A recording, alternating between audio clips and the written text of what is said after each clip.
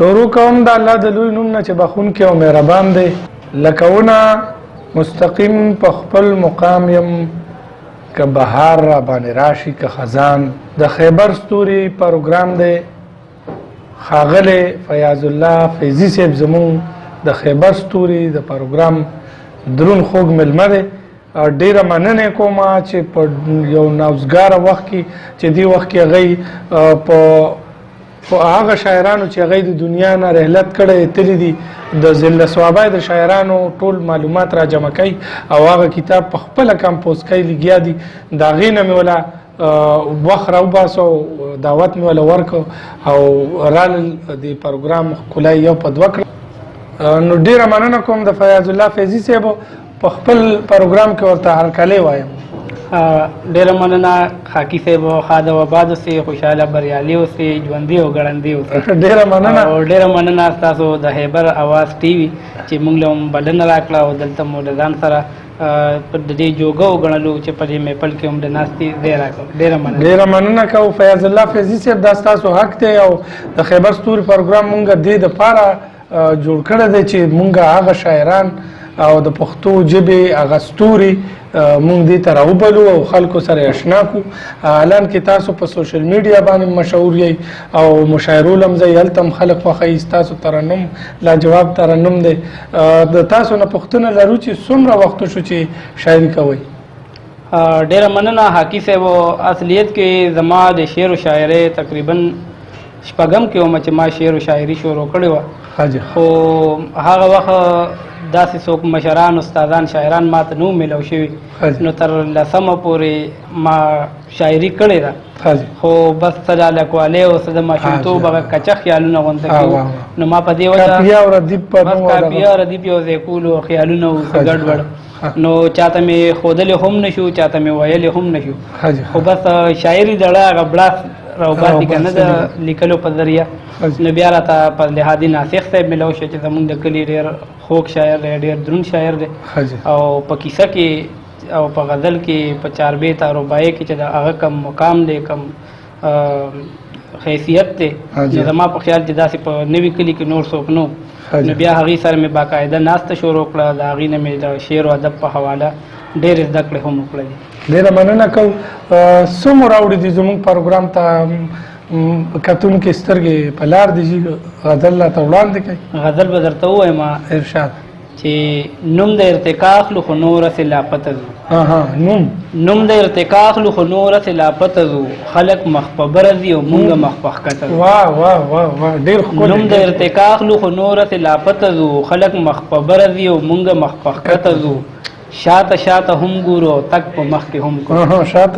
شاته شاته هم ګورو او تک په مخ کې هم کوو، سپ او یره او یره د وختونو له ظلمته ځو. واه واه واه واه ډېر ښکلی. دلته د جانان کوڅې ته تللم څه آسان نه دي، دلته د جانان کوڅې ته تللم څه آسان نه دي، سم د جهنم په لاره لاره تر جنته ځو. وای وای سم تر دلته د جانان کوڅې ته تللم څه آسان نه دي، سم د جهنم په لاره لاره تر جنته ځو. او خاکی صاحب لوی به شو منمه خو په دې به بلا وخت لګي، لوی به شو منمه خو په دې به بلا وخت لګي، مونږ چې سو د سر و چنارونو تر قامته. ډېر ښکلی ډېر. لوی به شو منمه خو په دې به بلا وخت لګي، مونږ چې سو د سر و چنارونو تر قامته ځو.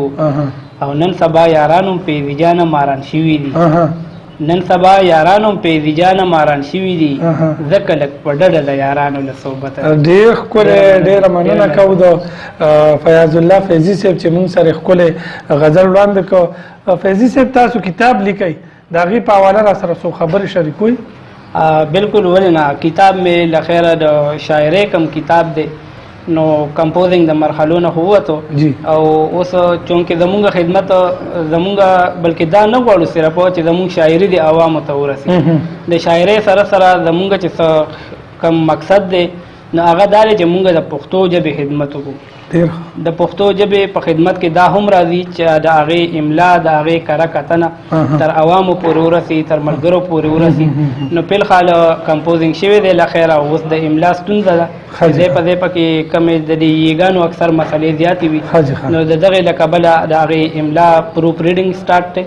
نو انشاءالله دغه د شاعرۍ یو کتاب به چاپ کېږي، او بل کتاب په نثر باندې چې ما کوم کوشش شروع کړی دی نو هغه د ذله ثوابې د خواو شرسیمو سره تعلق لرونکي هغه شاعران چې وفات شوي ارواحات شاعران چې ورته ویلي شي، نو د هغې د پیدایش نه تر وفاته پورې کومه ډیټا ده، کومه بایوګرافي ده، کومې هلې ځلې هغې د ادب دپاره کړي دي، د ژبې دپاره کړي دي، که هغه په نثر کې کړي دي که په نظم کې کړي دي. نو کوشش کوم چې د دغې ذله ثوابې د خواوشا د سیمو د شاعرانو د هغې د ژوند او د ادب د معلومات ملګرو سره شریک. ډېره خاصه ده. او د دې نوم څه دی جي؟ د دې نوم به انشاءالله ما خو چې پړه کې کم نوم خوښ کړی دی نو هغه سپېڅلي خلک دی نن، او بیا که چېرې د وخت بدلون سره بدل شو نو بیا به ډېره خاصه ده. ډېره مننه کوم ستاسو د پښتو ژبې د پرمختګ دپاره چې تاسو کوم زیار کوئ لګیا. یقینا ما دپاره خو ډېر ګران کار دی چې د ذله ثوابۍ د هر کلي نه داسې ډیټا راوچتول او د هغې معلومات کول ډېره ګرانه خبره ده. بلکل. نو څنګه چې تاسو خاکي صاحب وایي چې ګرانه خبره ده، نو په دې کې ما تقریبا 20-25 ملګري لکه چې نږدې را سره ټولنې مې جوړې کړي، نو هغه مې په خپله ولیکله. خو چې کومو ته نه رسمه رسایي ګرانه ده تر نورو وفات شویو ملګرو شاعرانو پورې، نو د هغې د علاقو سره تعلق لرونکي کوم ملګري چې دي هغې ته مې هم ستاسو د خیبر اواز ټي وي په ذریعه هم دغه خواست کومه، تاسو ته مې هم دغه کار سپارلی او لکه تصور صاحب، ظریف خان ثوابیوال صاحب، زمونږ په علاقو کې ضیا صاحب او داسې نور ملګري چې کوم دي، اجمیر افغان صاحب، د دې ټولو نه ما غوښتنه کړې ده چې تاسو سره تاسو د کلي خواوشا نږدې علاقو کوم وفات شوي شاعران وي، مهرباني وکړئ تاسو په هغې باندې یو مفصل مضمون تیار کړئ سره د یو کلامه یا د شعري نمونو، نو هغه ما سره شریک کړئ. او انشاءالله زه به کوشش دا کوم چې دا کم مضمون چې کم ملګري ولیکي د هغه په نوم باندې به وي. ماشاءالله جی ډېره مننه کوم. ډېره ښه هڅه ده.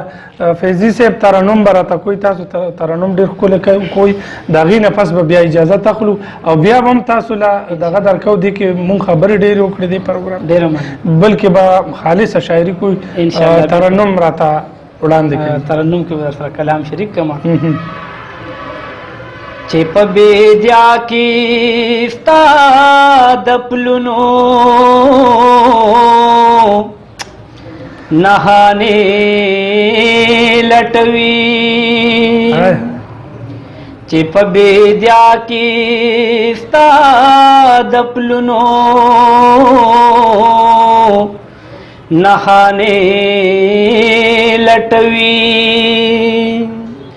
لیونی درمی پایرو کې خزانې لټوي، چې په بیدیا کې ستا د پلونو نخانې لټوي، زمونږ د مینې انتها تباشلاس په سلام، زمونږ د مینې انتها تباشلاس په سلام، زمونږ نفس چې څوک زمونږه افسانې لټوي، زمونږ نفس چې څوک زمونږه افسانې لټوي، ماتا پسترګو کې حال وایا پجار مغږیږا، ماتا پسترګو کې حال وایا پجار مغږیږا، د دنیا خلق خو الزام لا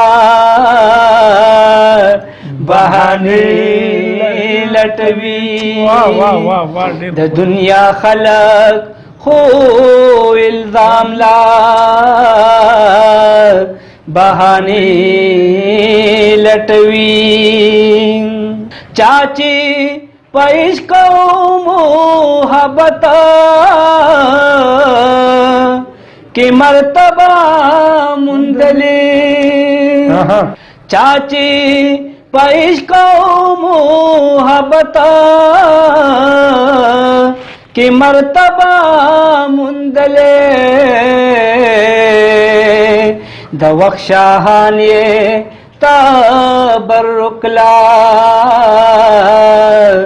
آستانی لټوي د وخت شاهان یې تبرک لا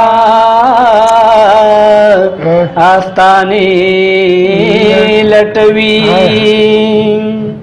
دزړه باغبان می نور خوشالا په محله کې نه ده دزړه باغبان می نور خوشالا